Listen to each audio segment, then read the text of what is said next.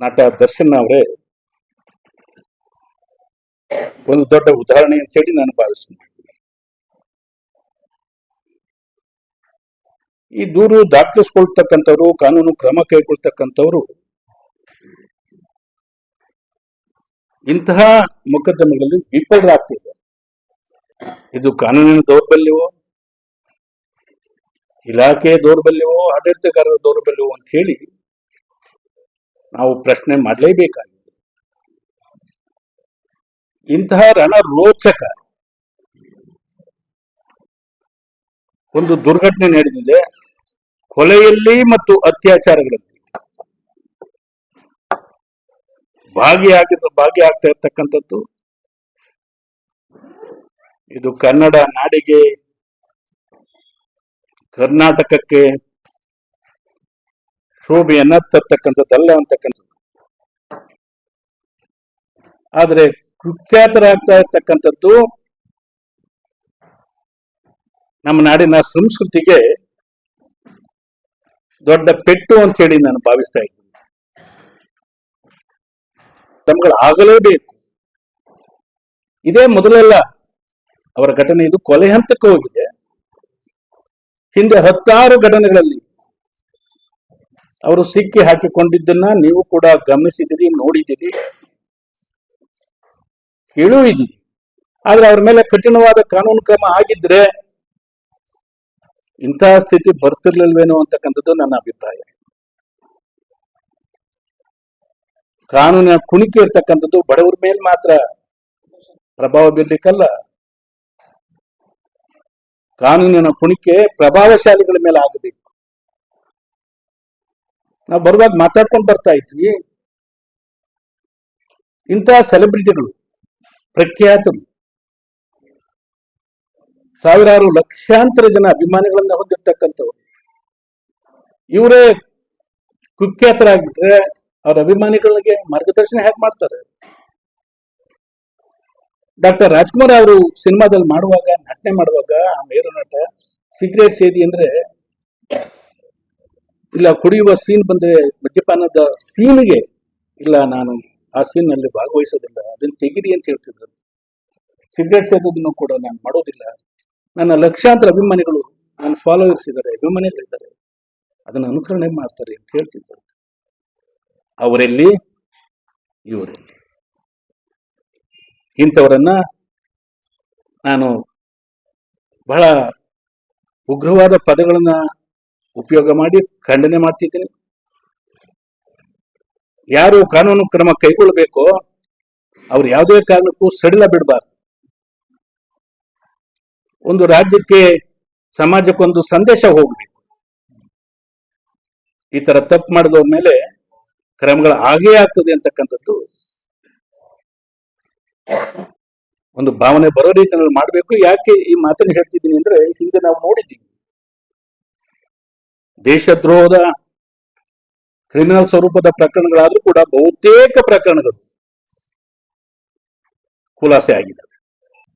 ಈಗ ತನಿಖೆ ಹಂತದಲ್ಲಿದೆ, ಸರಿಯಾದ ದಾರಿಯಲ್ಲಿ ಹೋಗ್ಬೇಕು ಅಂತಕ್ಕಂಥದ್ದು ನಮ್ಮೆಲ್ಲರ ಅಭಿಪ್ರಾಯ. ಅವ್ರು ಕಠಿಣವಾಗಿ ಕ್ರಮ ಕೈಗೊಳ್ಳಬೇಕು ಅಂತೇಳಿ ನಾನು ಕೂಡ ಒತ್ತಾಯ ಮಾಡ್ತೀನಿ. ನಿಷ್ಪಕ್ಷಪಾತವಾಗಿ ಮಾಡಬೇಕು, ನೊಂದವರಿಗೆ ಪರಿಹಾರನೂ ಕೊಡಬೇಕು. ಈಗ ರೇಣುಕಾ ಸ್ವಾಮಿ ಕುಟುಂಬ ಪಾಪ ಮನೆಗೆ ಆಧಾರವಾಗಿದ್ದರು, ಅವರೊಬ್ಬರೇನೆ ಆಧಾರವೇ ಕಳ್ಕೊಂಡ್ಬಿಟ್ಟಿದೆ. ಆ ಕುಟುಂಬಕ್ಕೂ ಸರ್ಕಾರ ನೆರವು ಕೊಡ್ಬೇಕಲ್ವಾ? ಇಂಥದಕ್ಕೆ ಸರ್ಕಾರ ಮುಂದೆ ಬರಬೇಕು, ಸಾಂತ್ವನ ಹೇಳಬೇಕು, ಧೈರ್ಯ ತುಂಬಬೇಕು, ಬದುಕಿಗೆ ಆಶ್ರಯ ಆಗ್ಬೇಕು ಅಂತ ಹೇಳಿ ಒತ್ತಾಯ ಮಾಡ್ತೀನಿ. ಆರೋಪಿ ಆಗಿದ್ದಾರೆ, ಈಗ ಅಪರಾಧಿ ಅಂತ ನಾನು ಹೇಳೋದಿಲ್ಲ. ಆ ಆರೋಪಿಯ ಆರೋಪಗಳನ್ನ ದೃಢಪಡಿಸ್ತಕ್ಕಂಥ ಜವಾಬ್ದಾರಿಕೆ ಪ್ರಾಸಿಕ್ಯೂಷನ್ ಅವರು, ಯಾರು ಕಾನೂನು ರೀತಿಯ ಕ್ರಮ ಕೈಗೊಳ್ಬೇಕು ಅವ್ರ ಮೇಲೆ ಇದೆ, ಸರ್ಕಾರದ ಮೇಲಿದೆ. ಸರ್ಕಾರ ಇದ್ರಲ್ಲಿ ರಾಜಕೀಯ ಬೆರೆಸಕ್ಕೆ ಹೋಗಬಾರ್ದು, ಯಾವುದೇ ಸರ್ಕಾರ ಇರಲಿ. ನಾನು ಅನೇಕ ಸಾರಿ ಇಲ್ಲೂ ಹೇಳಿದ್ದೀನಿ, ವಿಧಾನಸಭೆಯಲ್ಲೂ ಕೂಡ ಹೇಳಿದ್ದೀನಿ, ನಮ್ಮ ಸರ್ಕಾರದ ಬಹುತೇಕ ಮೊಕದ್ದಮೆಗಳು ವಿಫಲ ಆಗ್ತಾ ಇರ್ತಕ್ಕಂಥದ್ದು 2 ಕಾರಣ. ಒಂದು, ಏನೇನ್ ಡಾಕ್ಟರ್ ಸಲ್ಲಿಸಬೇಕು ಇಲಾಖೆಯವ್ರು ಕೊಡೋದಿಲ್ಲ. ಎರಡನೇದು, ಖಾಸಗಿ ಅವ್ರು ಯಾರು ಲಾಯರ್ ಇಟ್ಕೊಳ್ತಾರೆ, ವಾದ ಮಾಡಿ ಅಂತೇಳಿ ದುಡ್ಡು ಕೊಡ್ತಾರೆ. ಅದೇ ಖಾಸಗಿ ಅವರು ಸರ್ಕಾರಿ ವಕೀಲರಿಗೆ ನೀವು ಬಾಯಿ ಮುಚ್ಕೊಂಡಿರಿ ಅಂತೇಳಿ ದುಡ್ಡು ಕೊಡ್ತಾರೆ.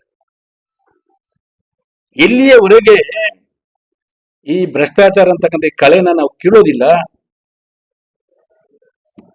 ಇದು ನಿರಂತರವಾಗಿ ನೆಟ್ಕೊಂಡು ಹೋಗ್ತದೆ.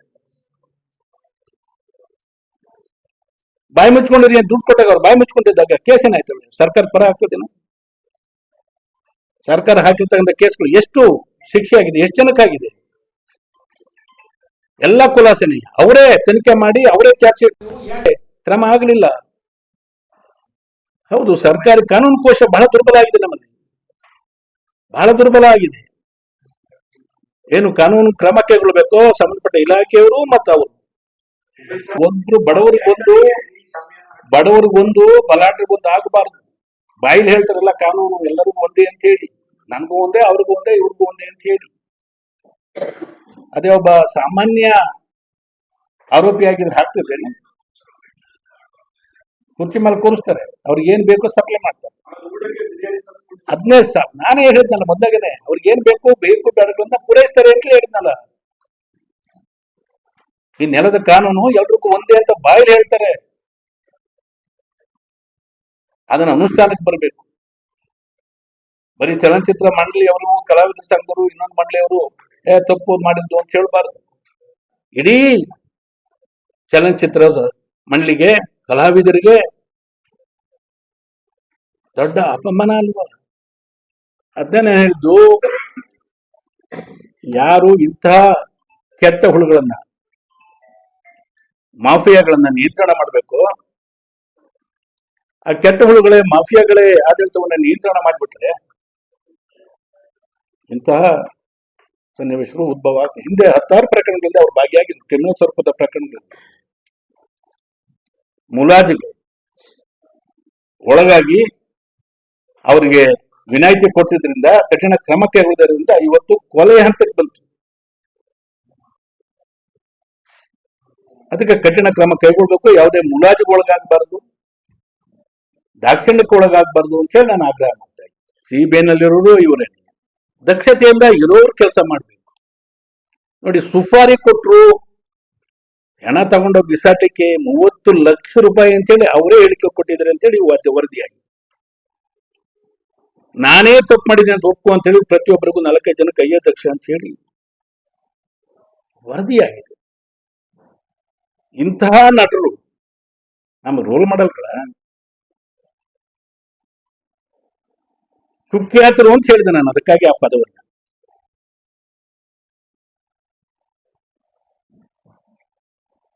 ಕುಖ್ಯಾತರು ಅವರೆಲ್ಲ. ಇವರನ್ನ ಸಿನಿಮಾ ರಂಗದಿಂದ ಹೊರದಬ್ಬಬೇಕು, ಅವ್ರ ಚಿತ್ರಗಳನ್ನ ಬ್ಯಾನ್ ಮಾಡಬೇಕು. ಚಲನಚಿತ್ರ ಮಂಡಳಿಗೆ ಆ ಬದ್ಧತೆ ಇದೆ. ಯಾವ ರೋಲ್ ಮಾಡಲ್ಲ ಇವರು. ಅನೇಕ ಸಾರಿ ಹೇಳಿದ್ದೀನಿ, ಬಡವರಿಗೆ ಶಿಕ್ಷೆ, ಬಲಾಢ್ಯರಿಗೆ ರಕ್ಷಣೆ, ಪ್ರಭಾವಿಗಳಿಗೆ ರಕ್ಷಣೆ ದೊರಕ್ತಾ ಇದೆ ಇಂದಿನ ಆಡಳಿತದಲ್ಲಿ ಅಂತ ಹೇಳಿ. ಕಾನೂನಿನ ಉದಾರತೆಯ ಪ್ರಯೋಜನಗಳನ್ನ ಹಣವಂತರು, ಪ್ರಭಾವಶಾಲಿಗಳು ದುರ್ಬಳಕೆ ಮಾಡ್ಕೊಳ್ತಿದ್ದಾರೆ. ಆ ಕಾನೂನಿನ ಕಿಂಡಿ ಒಳಗೆ ಅವರೆಲ್ಲ ಮುಚ್ಚಲು ಹೋಗ್ತಿದ್ದಾರೆ. ಸಣ್ಣ ಪುಟ್ಟವ್ರು ಮಾತ್ರ ಆ ಕಾನೂನಿನ ಕಠೋರ ಗಾತ್ರಕ್ಕೆ ಸಿಲುಕಿ ನಲುಗ್ತಾ ಇದ್ದಾರೆ, ನರಳ್ತಾ ಇದ್ದಾರೆ. ಕಾರಣ ಹಣ. ಈಗ ನಾನು ಹೇಳಿದ ಫೋಟೋ ನೋಟ್ ಪ್ರಿಂಟ್ ಮಾಡಿದ ಮಿಷಿನ್ ಸಹಿತ ಸೀಸ್ ಮಾಡಿದ್ರಲ್ಲ, ಒಂದೇ ಒಂದು ಪ್ರಕರಣದಲ್ಲಿ ಶಿಕ್ಷೆ ಆಗಿದ್ಯಾ? 15 ದಿವಸ ನ್ಯಾಯಾಂಗ ಬಂಧನ ಕೊಡ್ತಾರೆ, ಆಮೇಲಿಂದ ಬೇಲ್ ಮೇಲೆ ಬರ್ತಾರೆ ಹೊರಗಡೆ. ಯಾರಿಗೆ ಶಿಕ್ಷೆ ಆಗಿದೆ ಹೇಳಿ? ಎಲ್ಲರಿಗೂ ದುಡ್ಡು ಕೊಟ್ಟು ಸಾಕ್ಷಿದಾರನ್ನ ಬಾಯಿ ಮುಚ್ಚಿಸ್ತಾರೆ. ಸರ್ಕಾರಿ ಕಾನೂನು ಕೋಶನೂ ಕೂಡ ಬಹಳ ದುರ್ಬಲ ಆಗಿದೆ. ಇದನ್ನ ಸರಿ ಮಾಡ್ಕೊಳ್ಳದೆ ಇದ್ರೆ ಅವರೆಲ್ಲ ಈ ರಾಜ್ಯಕ್ಕೆ, ಈ ಸಮಾಜಕ್ಕೆ, ಮತದಾರ ಪ್ರಭುಗಳಿಗೆ ಮಾಡ್ತಕ್ಕಂಥ ಘೋರ ಅನ್ಯಾಯ ಅನ್ನೋ ಸಂದರ್ಭದಲ್ಲಿ ಹೇಳಲೇಬೇಕಾಗ್ತದೆ. ಶೀಘ್ರಗತಿ ನ್ಯಾಯಾಲಯವನ್ನ ತೆರೆದು, ಏನಂತೀರಿ ಅದಕ್ಕೆ, ಫಾಸ್ಟ್ ಟ್ರ್ಯಾಕ್ ಕೋರ್ಟ್ ವಿಚಾರಣೆ ಮಾಡಿ ಅತ್ಯುಗ್ರವಾದಂತಹ ಶಿಕ್ಷಣ ಅಪರಾಧಕ್ಕೆ ಏನ್ ಕೊಡ್ಬೇಕೋ ಅಲ್ಲಿಂದ ಅಪಹರಣ ಮಾಡ್ಕೊಂಡು ಬಂದಿದ್ದಾರೆ. ಮೊದಲನೇದು. ಎರಡನೇದು, ಹೊಡೆದು ಮರ್ಮಾಂಗಕ್ಕೆ ಸಹಿತ ಹೊಡೆದು ಕೊಲೆಯಾಗಿದೆ. ಆಮೇಲೆ ಹಣನ ಬಿಸಾಕ್ಲಿಕ್ಕೆ ಹೆಣನ ಸುಪಾರಿ ಕೊಟ್ಟು ಮಾಡಿದ್ದಾರೆ. ಒಂದಲ್ಲ ಎರಡಲ್ಲ 3-4 ಅತ್ಯುಗ್ರವಾದಂತಹ ಕ್ರಿಮಿನಲ್ ಪ್ರಕರಣಗಳು ಈ ಒಂದು ಕೇಸ್ನಲ್ಲಿ ನಡೆದಿದೆ. ಪ್ರಕರಣದಲ್ಲಿ ಅವ್ರ ಮೇಲೆ ಕಠಿಣ ಶಿಕ್ಷೆ ಆಗ್ಬೇಕು, ಶೀಘ್ರ ನ್ಯಾಯಾಲಯಕ್ಕೆ ವಹಿಸ್ಬೇಕು, ಅದಕ್ಕೆ ತೆರಿಬೇಕು. 3 ತಿಂಗಳೊಳಗೇನೆ ಅವ್ರಿಗೆ ಶಿಕ್ಷೆ ಆಗಬೇಕು, ಹೆಚ್ಚು ದಿವಸ ಹೋಗ್ಬಾರ್ದು. ಯಾವಾಗಕ್ಕೂ ಮಾಡ್ತೀರಿ, ಇದಕ್ಕೆ ಯಾಕೆ ಮಾಡೋದಿಲ್ಲ? ಎಷ್ಟು ಜನ ಆ ಕಲಾವಿದರ ಅಭಿಮಾನಿಗಳಾಗಿ ಪ್ರೋತ್ಸಾಹ ಕೊಟ್ಟರು, ಆ ವರ್ಚಸ್ಸನ್ನ ದುರುಪಯೋಗ ಮಾಡ್ಕೊಂಡರು ಆ ವ್ಯಕ್ತಿ. ಹಿಂದೆ 10,000 ಪ್ರಕರಣ ಆದಾಗಲೇ ಕಠಿಣ ಕ್ರಮ ಕೈಗೊಂಡಿದ್ರೆ ಈ ಸ್ಥಿತಿಗೆ ಬರ್ತಿರ್ಲಿಲ್ಲ, ರೇಣುಕಾ ಸ್ವಾಮಿ ಕೊಲೆ ಆಗ್ತಿರ್ಲಿಲ್ಲ. ಅದಕ್ಕೆ ಕಠಿಣ ಕ್ರಮ ಆಗಬೇಕು, ಶೀಘ್ರ ನ್ಯಾಯಾಲಯ ಫಾಸ್ಟ್ ಟ್ರ್ಯಾಕ್ ಕೋರ್ಟ್ ಅಂತ ತೆರಿಬೇಕು ಅಂತ ಹೇಳಿ ಒತ್ತಾಯ ಮಾಡ್ತೀವಿ. ಅದಕ್ಕೆ ಈ ಸಮಾಜಕ್ಕೆ ದೊಡ್ಡ ಹಾನಿ ಆಗ್ತಾ ಇರ್ತಕ್ಕಂಥದ್ದು ಕೆಟ್ಟವರಿಂದ ಅಲ್ಲ, ಅಧರ್ಮೀಯರಿಂದಲೂ ಅಲ್ಲ. ಈ ಸಮಾಜಕ್ಕೆ ದೊಡ್ಡ ಹಾನಿ ಆಗ್ತಾ ಇರ್ತಕ್ಕಂಥದ್ದು ಧರ್ಮೀಯರಿಂದ, ಒಳ್ಳೆಯವರಿಂದ, ಸಜ್ಜನರಿಂದ. ಯಾಕೆಂದ್ರೆ ಅವ್ರು ಕ್ರಿಯಾಶೀಲರಾಗಿಲ್ಲ. ನೋಡಿ, ಅಲ್ಲಿ ನಿನ್ನೆ ಅವನ ಇದಕ್ಕೆ ಸ್ಥಳ ತನಿಖೆ ಕರ್ಕೊಂಡೋದ್ರೆ ಜೈಕಾರ ಹಾಕ್ತಾರೆ. ಯಾವ ಸ್ಥಿತಿಗೆ ಬಂದಿದ್ದೀವಿ? ಧಿಕ್ಕಾರ ಹಾಕ್ಲಿಲ್ಲ. ಅವ್ರ ಮನೆಯವ್ರಿಗೆ ಆಗಿದ್ರೆ, ಅವ್ರ ಅಣ್ಣ ತಮ್ಮಂದಿರಿಗೆ ಆಗಿದ್ರೆ ಏನ್ ಮಾಡ್ತಿದ್ರು ಹೇಳಿ?